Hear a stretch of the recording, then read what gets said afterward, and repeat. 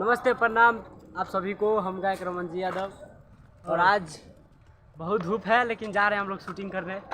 और बता दें कि कहाँ आया है, बता देते हैं। ये इंडिया का नहीं पूरे वर्ल्ड में फेमस जगह है, हरिद्वार ऋषिकेश। आप लोग भी यहाँ पे आइए और गंगा में स्नान करने के बाद हाँ, गंगा मैया का दर्शन कीजिए और बहुत अच्छा जगह घूमिए। और आज हम लोग जो आए हैं घूमने के बहाने सोचे शूट भी कर लेते हैं, तो सब कैमरा जितना दिख रहा है ये सब कैमरा लेके आए हैं जुगाड़ पानी।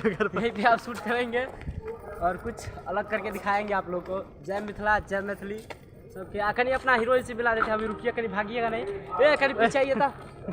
तो ये देखिए नया मॉडल जो है ये है नया मॉडल। हम लोग मुँह देखिए इसका। ये हम लोग का नया हीरोइन है।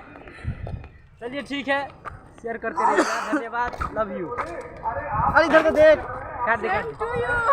ठीक है, गर्मी लग रहा है, अब दूसरा ब्लॉग में आते हैं।